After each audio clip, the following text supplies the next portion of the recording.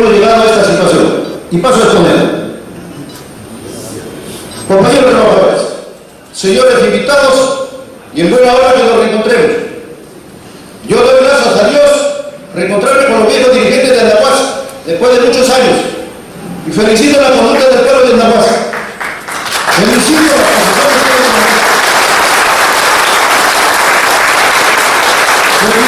posición de todos los accionistas fundadores y trabajadores honestos para la conhistoria de las empresas de Pucallá, de Comarca, de Tumán y de Cayetí.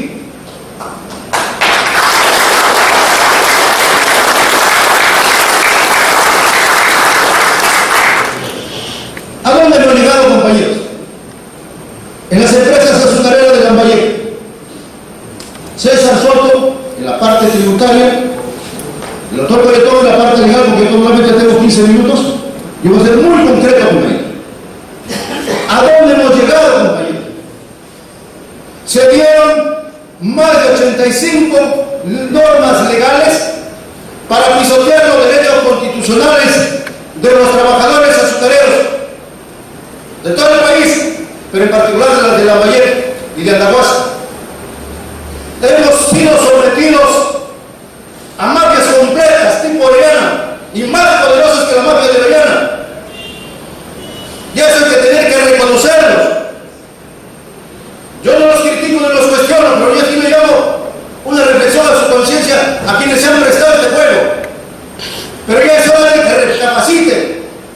Los minutos se han cortado para la supervivencia de todas nuestras familias. Compañeros, quiero tocar un asunto muy concreto, la deuda. ¿Por qué si teniendo protección patrimonial, teniendo 85 normas, la última el 3232, donde renuevan el famoso cronograma de pagos para que los compañeros de Cayetí puedan vender las acciones del Estado a los trabajadores? Un tráfico total de Javier Velázquez, de Yehú de Sino Mundero, el gordito de Lambayeque, Martín Rivas Tequera. Así es.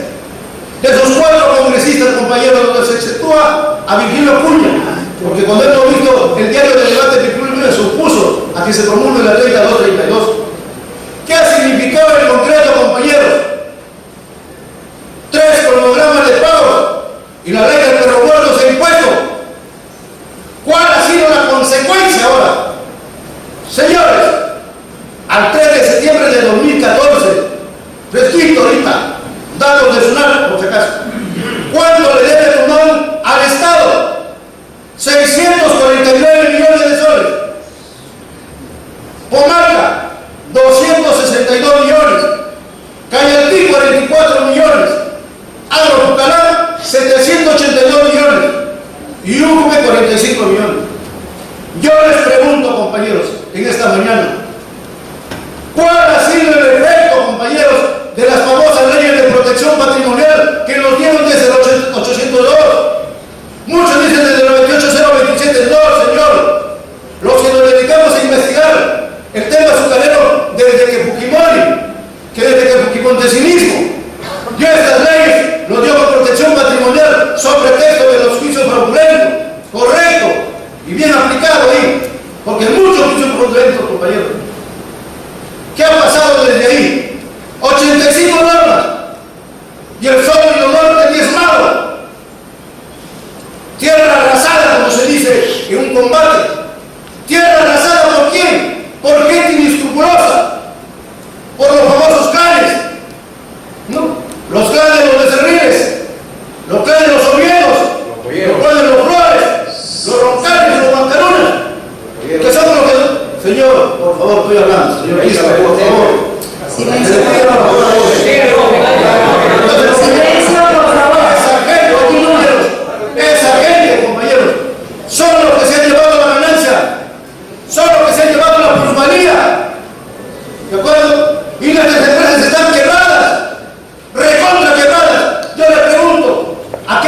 ¿Quiénes van conmigo?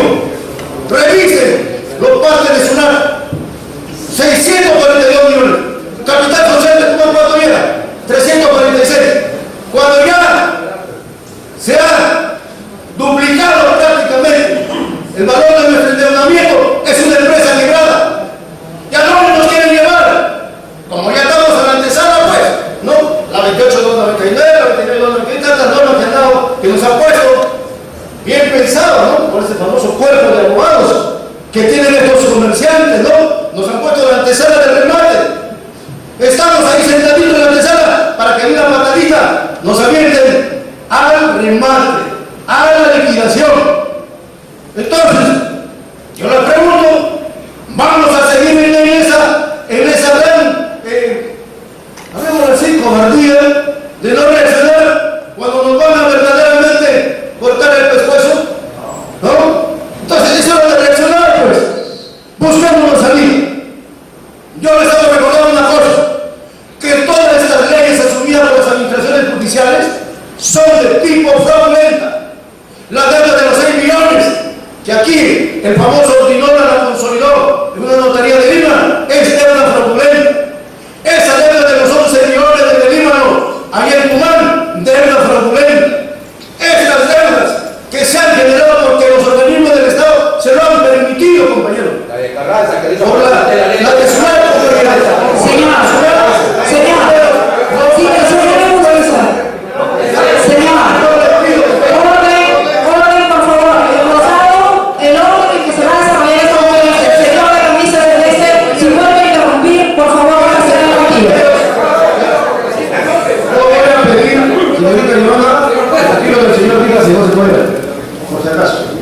Continúo, señora Bustos. Silencio, por favor. Silencio. Continuamos. Compañero, Continuamos. yo quiero, Retírese, por favor. Silencio. Silencio. Hemos celebrado. A ver, llamamos a las fuerzas del orden, por favor. A la policía, por favor. Silencio, por favor. Por favor, a las fuerzas del orden.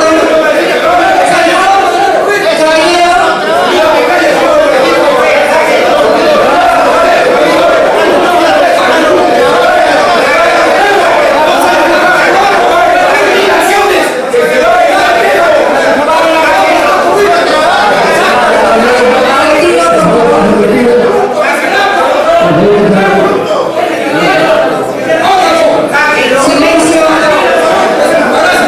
Señor, seguridad del Congreso, caballero, por favor.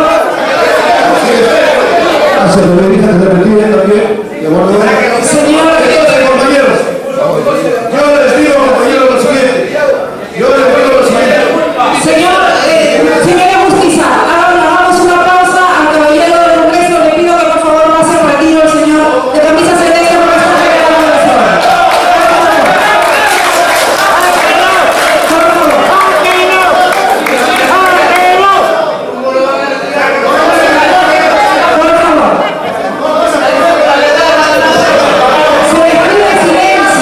Se despide silencio.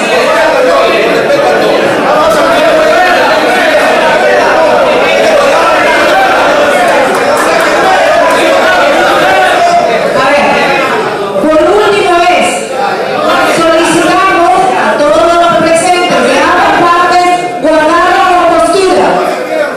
De ambas partes, los señores, por favor, tomen asiento. No podemos generar desorden ninguna de las partes. ¿Correcto? Señor, estoy terminando. Por favor, es la última opción. Respetemos el orden de las exposiciones. Luego, señor, usted va a tener todo el tiempo para que se pueda expresar. ¿Sí? Le agradezco. Muy bien. Así, vamos bien. Silencio. Correcto, ya estamos claros. Adelante. Sí, señor. Vale. Bueno, y las controversias a veces son normales, pero hay que manejarlas acordadamente. Le pedimos por favor tranquilidad y si hay puntos de vista diferenciados hay que manejarlo con altura. O un debate así con bulla, no nos escuchamos. La bulla no ayuda a escuchar, no ayuda a entendernos. Discrepancias puede haber, son normales las discrepancias, pero hay que manejarlas en su momento.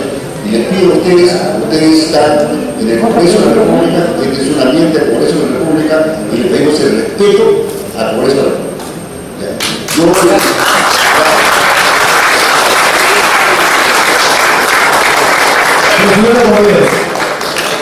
Entonces, yo le decía lo siguiente: todo esto ha sido preconcebido, por mucho que discrepemos. La mafia del puquimontesidismo está vivito y coleando en el sector azucarero de la Vallecana. Los fundamentos, compañeros, 3 empresas offshore que nacieron después de la de 802, por allá por Panamá, que son las que manejan este tipo de cosas. Corazán de Comalca, Bórnico Treguincón en Tumal, y Tron Velázquez allá en Bucalá. Eso sirve como vientre de alquiler, como de soporte político. ¿De acuerdo? Y ese soporte político le da cierto grado de poder, compañeros, para poder seguir manipulando muchos poderes del Estado y generar todo un poder paralelo, así como la mafia de Orellana, que infiltró todos sus poderes, compañeros, a nivel de todos los poderes del Estado. Esta mafia azucarera, compañeros, también ha generado ese tipo de equipo. Y ese equipo, ha generado una impunidad para actuar, para atentar contra los derechos humanos, contra los derechos laborales, contra los derechos tradicionales, mejor dicho, tiene arrasada con los derechos fundamentales de los trabajadores y de los jubilados. Verificarlo, compañeros, porque somos peruanos. 3 minutos. Tenemos nuestros derechos, gracias, señorita. Tenemos nuestros derechos conculcados. Entonces, señores, compañeros, en el caso de Tucumán, más de 239 millones hemos invertido como socios, accionistas, compañeros, para el capital social. Yo les pregunto si estos señores Oviedo de Cerril han aportado para el capital social de Tucumán. En contraposición les digo, ¿cuánto se ha llevado, compañeros, en la comercialización? Más de 280 millones en promedio, ¿no? Por el diferencial de precios de 10 soles, compañeros. Entonces, hay una serie de factores que se han dado de descapitalización para llevarnos a esta situación. Y yo invito, por intermedio de este Tampari, que bajen la comisión al Valle Azucarero Vallecano para que vean la triste realidad de nuestros campos. Por ahí se puede reír algunos compañeros de su maldad por haber apoyado la maldad, compañeros, pero vayan a nuestros campos con 20, 30 toneladas por hectárea, cuando va de producción 150, 180, hasta 230, 280 toneladas por hectárea. ¿Cuánto se ha mermado nuestra productividad? ¿Dónde se fue? ¿Dónde se fue? ¿Dónde se fue la plusvalía que generó para las inversiones, para los gastos corrientes, cuando ahora ni siquiera le pagan las sentencias a los trabajadores? No le pagan ni siquiera el programa de pagos.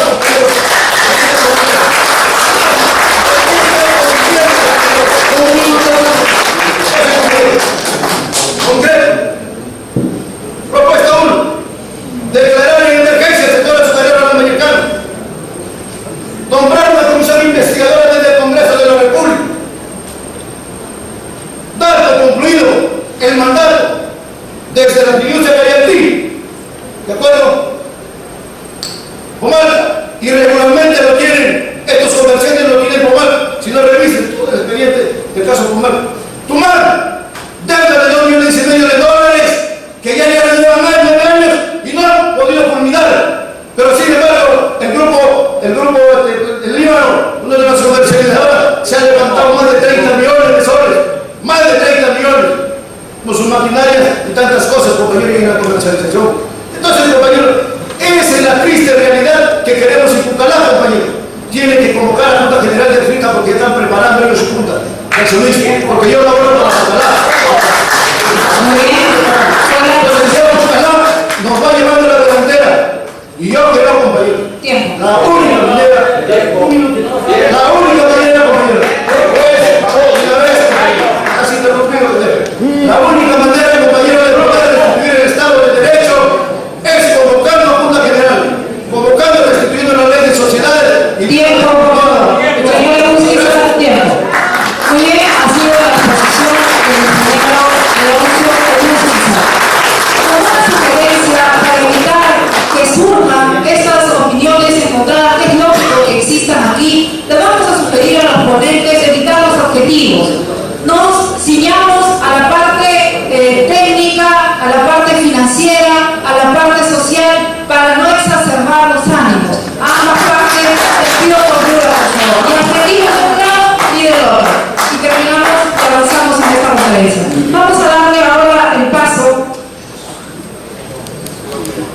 al doctor Jaime Boyatón. Él es asesor del CRALA y vamos a escuchar su exposición. Adelante.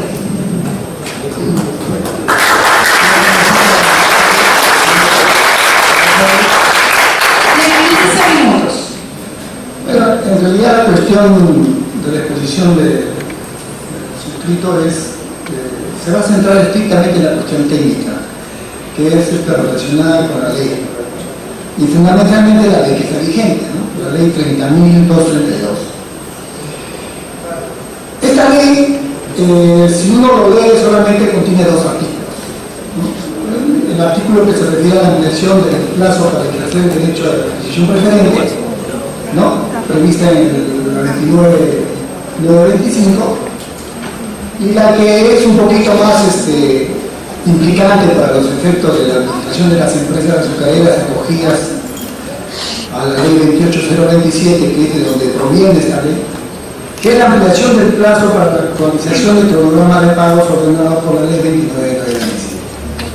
Para quien no está inmerso dentro del seguimiento de esta normatividad especial para el sector azucarero que se ha acogido a la ley 28027, resulta, no se entiende a qué se refiere. Y como no se entiende a qué se refiere, pues hay que explicarlo para que también a nivel del Congreso se entienda cuál es la consecuencia de la aplicación de esta normalidad. Y para entenderlo hay que revisar, hay que retrotraer, hay que hacer una interpretación sistemática con relación a los antecedentes legislativos. ¿Qué significa esta ampliación de actualización de cronograma de pagos ordenada por la ley 29.925?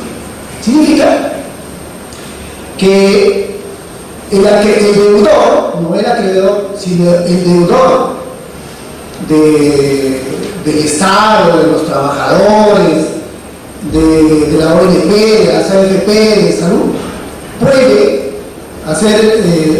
estructurar un cronograma de pagos para decirle a sus acreedores, ¿no?, por imperio de la ley, cuándo, cómo y dónde les va a pagar. Como consecuencia de ello, vemos que en la página web de Indecopi aparece que las deudas de las empresas acogidas a esta ley, que son Tumán, Pomarca y Querepi, bueno, han programado el pago de sus deudas, de sus acreencias hasta el 2028, 2026. Bueno, y de repente con esta actualización será pues hasta 2030, 2050, no se sabe porque la ley no pone parámetros. Entonces, este es un primer defecto de la ley, porque la ley no pone plazos. El defecto más resaltante de esta ley es que habla de una actualización del cronograma de pagos. ¿A qué se refiere esta actualización? Significa, dice la ley, que el deudor, que son estas tres empresas, debe actualizar, dice, todas las deudas que tenga con la SUNAT, AFP, ONP, Salud y sus trabajadores a la fecha de la promulgación de esta ley, ¿no? O sea, hasta el 5 de agosto del 2014. Esta normatividad desnaturaliza todo el procedimiento previsto en la ley 28027. ¿Por qué? Porque la 28027, denominada Ley de la Actividad Empresarial de la Industria Azucarera, que es la que se promulgó supuestamente para reflotar la empresa y que dio un plazo de protección patrimonial de 9 meses inicialmente, ¿para qué? Para que las empresas se saneen y, como consecuencia de ello, capitalicen la deuda tributaria, ¿no? Y el Estado adquiere acciones y, como consecuencia de ello, venda las acciones para permitir el ingreso de un inversionista privado, se ha desnaturalizado totalmente. A la fecha, después de casi 11 o 12 normas legales, las empresas no han cumplido con este procedimiento de saneamiento. Por ejemplo, en el caso de Pomarca, por ejemplo, Pomarca capitalizó las acciones acogiéndose a la ley de protección patrimonial, más o menos llegó a 60 millones de soles capitalizado, y este dinero capitalizado de la deuda tributaria, que era deuda a favor del Estado, se entregó en acciones. Estas acciones debieron ser vendidas De tal forma que el Estado dejaba de ser accionista, pero recuperaba este dinero de producto de los tributos. A la fecha vemos que Pomalca no tiene, el Estado de Pomalca no tiene acciones y nadie da razón dónde está el dinero de producto de la venta de estas acciones del Estado. Este es un primer elemento que arroja esta incoherencia en la aplicación de la normalidad. En el caso de Tumán, por ejemplo, acogida también a la ley de protección patrimonial, la 28027, igual ocurre lo mismo.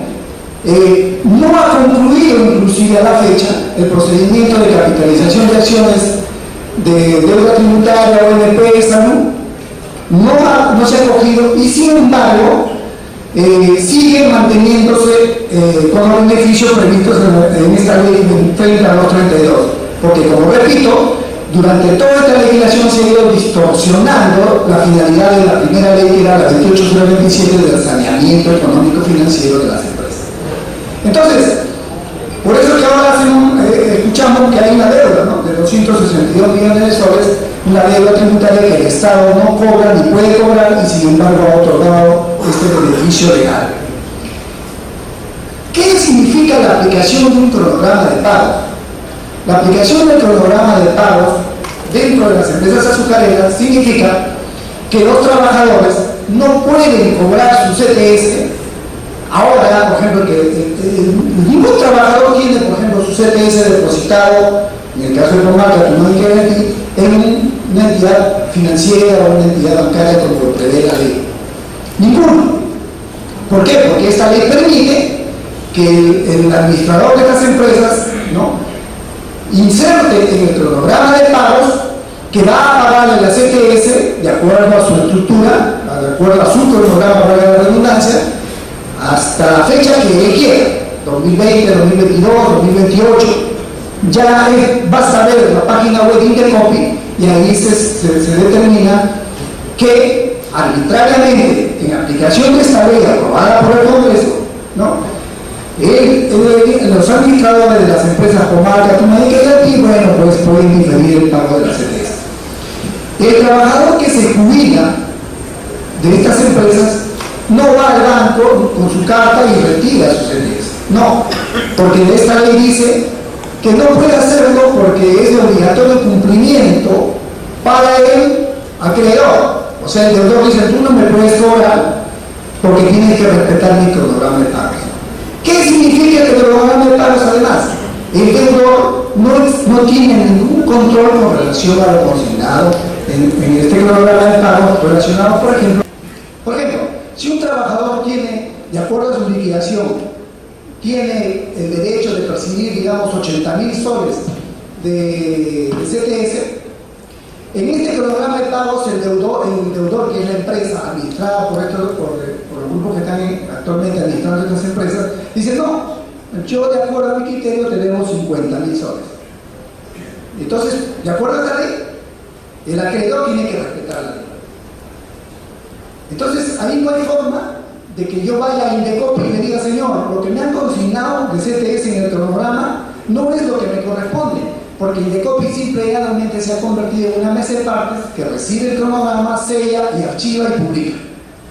Este es el defecto de esta ley. Es más, la ley señala, ¿por qué? A veces dice, ¿por qué se ha promulgado esta ley? ¿Cómo es que interviene Indecopy? Había hecho, para conocimiento también de la cuestión legal, se ha hecho una especie de Frankenstein legal. ¿Por qué? Una aberración, porque se incorpora a este procedimiento la intervención de Indecopy, que tiene facultades de control, pero cuando hay un proceso en el sistema concursal, un proceso concursal, en el que los que efectúan o ejecutan o confeccionan el cronograma de pagos no es el deudor, son los acreedores. Entonces, para darle más o menos viso de legalidad, dice ya que controle Indecopy, pero Indecopy no puede controlar nada, porque tiene sencillamente que respetar lo que le dice el deudor. Si el deudor ha consignado ahí que le debe 100 soles, le deberá 100 soles.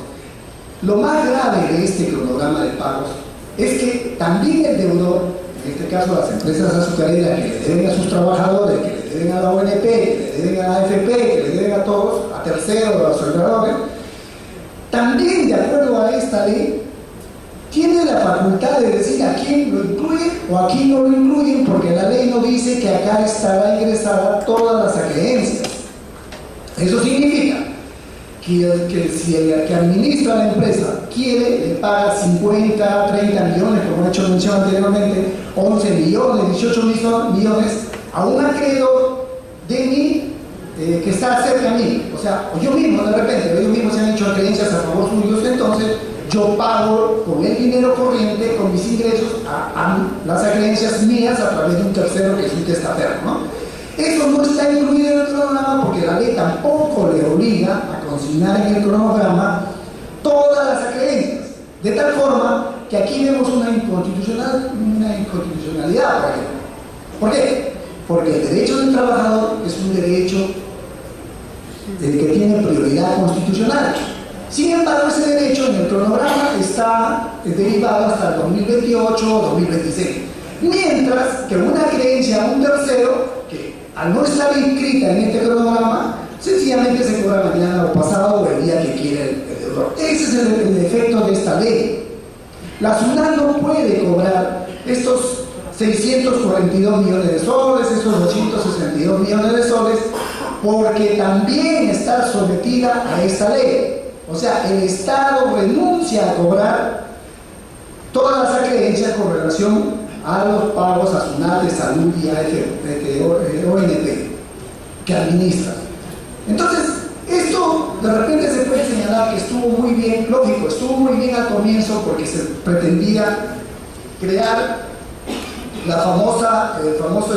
se pretendía crear un proceso de tranquilidad para que se pueda reestructurar la empresa.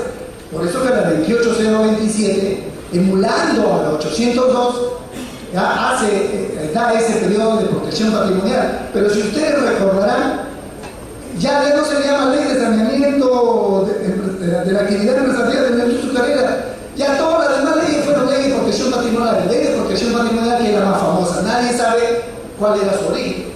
O sea, un solo artículo, que es el artículo 4 de la 28027, se convirtió en ley. Ley de protección, ley de protección. Pero si esa ley, si ese articulado no se ejecuta sistemáticamente con todo el contexto de la ley, se distorsiona, y al distorsionarse provoca que estas empresas no paguen sus acreencias, no paguen sus deudas, y que les facilite el manejo de las empresas. Si este manejo es correcto, si este manejo ha logrado reflotar a la empresa, aplausos. Pero si este manejo no ha logrado reflotar la empresa, y la evaluación que estamos haciendo ahora es ya después de transcurrido 11 años de la promulgación de la 28027, que debió durar el proceso solamente 9 meses, entonces ya se distorsionó totalmente. 3 minutos. Entonces, ese es el efecto. Eso es lo que a veces los legisladores no entienden. Cuando se promulga la ley de prórroga, se señala, hemos visto, vemos los diarios de debates, que es para favorecer al trabajador. El trabajador, lógicamente, tiene que ser favorecido en sus familias, pero el trabajador tiene que ser favorecido con su CTS, con su pensión de ONP o AFP. No puede cobrar su pensión de AFP. ¿Por qué? Porque no está en este cronograma que va a ser pagado en 2028, por ejemplo. Entonces, si es un fondo personal, ¿cómo va a cobrar la AFP? No le va a entregar o le va a entregar menos. Entonces, esto está vulnerando un derecho laboral, y esto tiene que ser evaluado, tiene que ser determinado. A que queremos nosotros debería ser derogado porque está perjudicando. Yo, por ejemplo, hago un juicio y por más que gane el juicio, voy al Poder Judicial, le ordenan y dicen: no, señor, está en el cronograma. O sea, ¿para qué es un juicio de 3, 4 años? Y por eso hay muchos trabajadores que prefieren no hacer juicio. ¿Por qué? Porque al final o está en el cronograma, o lo despiden, o le cambian de lugar. Entonces la gente, por eso dicen, hay tranquilidad, dice, laboral. No es así. Ese es el efecto de esta ley. No se puede ejecutar, y por eso es que nosotros siempre hemos pedido que se derogue esta ley. Ya no tiene ninguna razón. Ya esto escapó al procedimiento de saneamiento de la industria azucarera, que también es un nombre muy grande. No le favorece, por ejemplo, a Andahuasi, no favorece al resto de los trabajadores de las azucareras. Entonces, llegamos a la conclusión de que esto es una ley con nombre propio, para favorecer solamente a quienes habilitan estas empresas. Entonces, esta ley también es inconstitucional, porque no se pueden emitir leyes con nombre propio. 30 segundos. Entonces, en consecuencia, la propuesta de nosotros es que se derogue esta ley porque no tiene ningún sustento. Muchas gracias.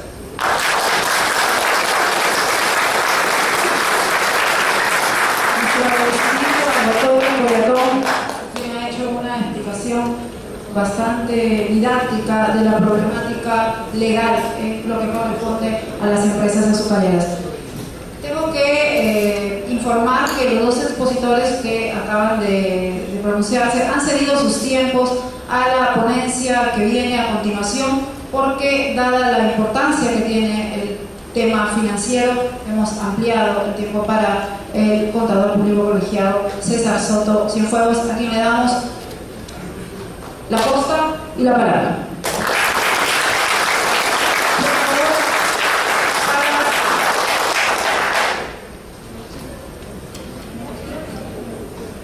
Muy buenos días a todos, especialmente al congresista Fari.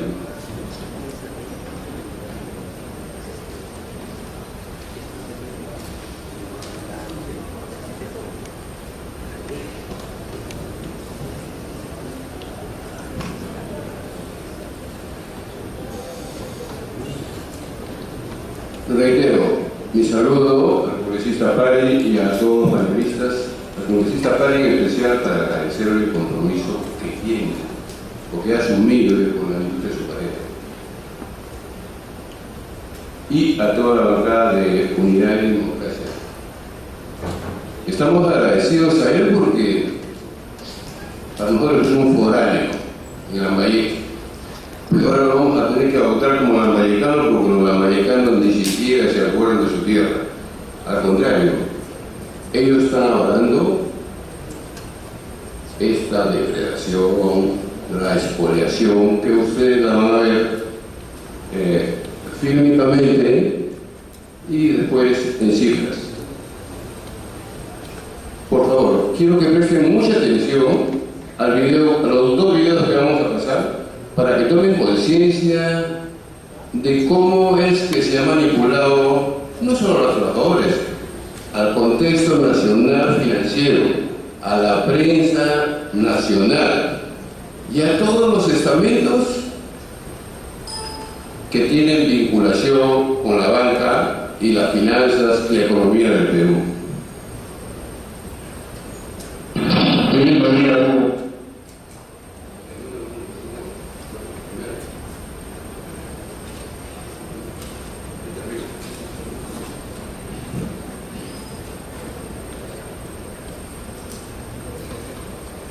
Este video por favor, tomen sentido de todo lo que se dice ahí, por favor, ¿ya?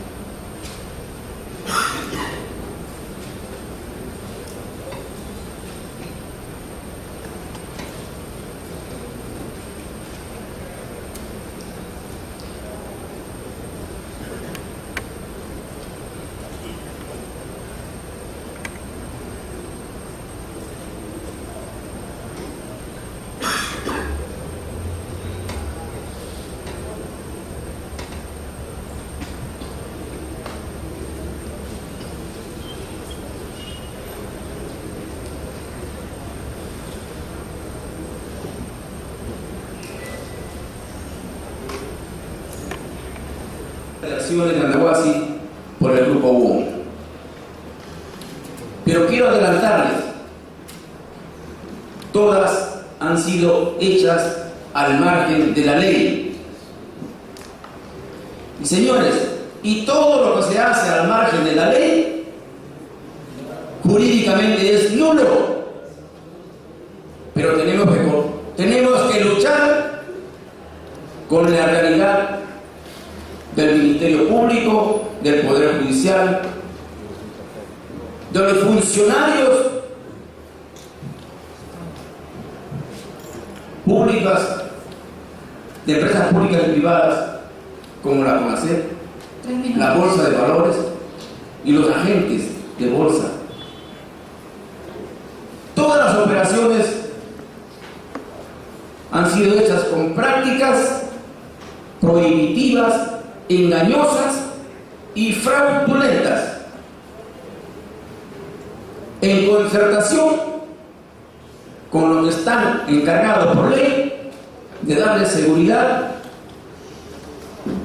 a las operaciones, de darle transparencia a las operaciones de bolsa.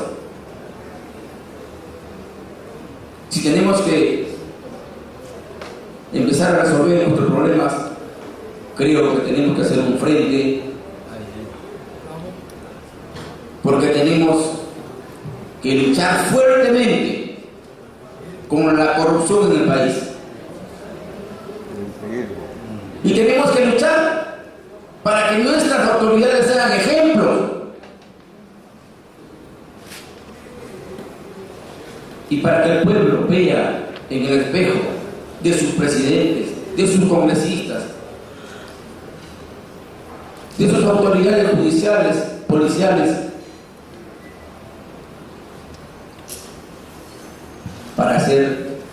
para empezar a resolver nuestro problema.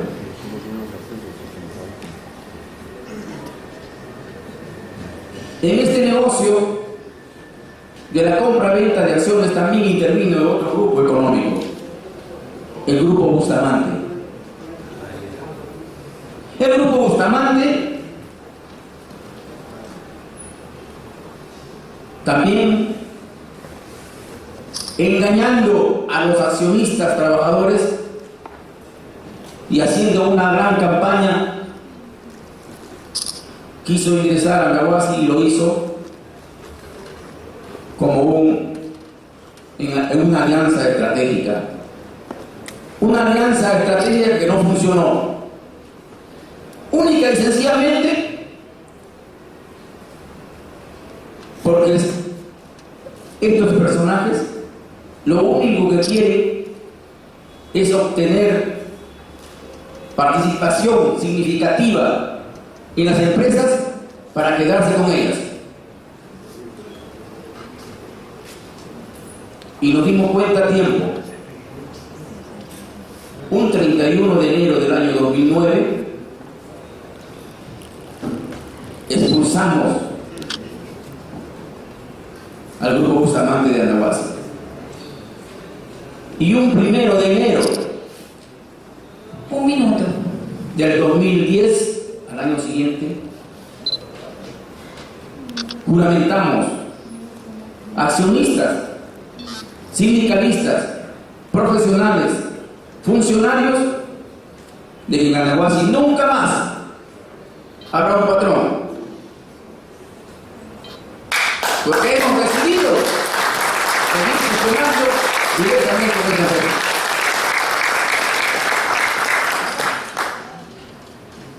Ya no tengo tiempo, quisiera seguir, pero para la próxima, no va a haber intervenciones, no quisiera romper las reglas, por favor.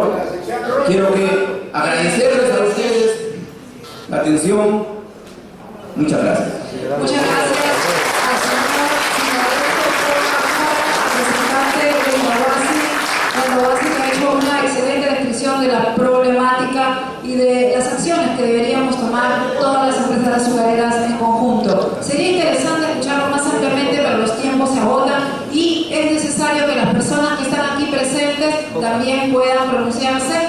Entonces, en este momento es el turno de los asistentes. Les ruego para que puedan todos intervenir. El congresista se va a retirar en algunos minutos y necesitamos orden al momento de la intervención.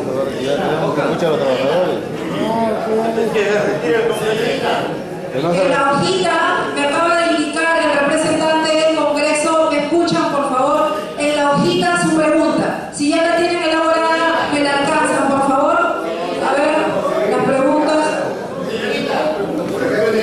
Señor Machado, respete el orden. Sí, señor. 400, paga 760, no paga 400. Muy bien, señor. Ahorita van a tener su oportunidad de expresarse. Primera pregunta. Dice el señor, usted es de Tomán. El señor dice, solicitamos que por intermedio del señor congresista Juan Bari se nos alcance el material de todo lo que ha expuesto el señor César Soto con respecto a la parte contable de las azucareras Comarca Tumaco. Primera intervención. Segunda, ya entrega al señor, por favor, los papeles. Segunda, señor, tenemos que respete, por favor. Por favor, segunda intervención del señor Espinosa Benavides Rodrigo. Se nos pueda recuperar nuestras empresas, cambiar de estado, cambiar en una junta de accionistas o derogar las leyes que favorecen a estos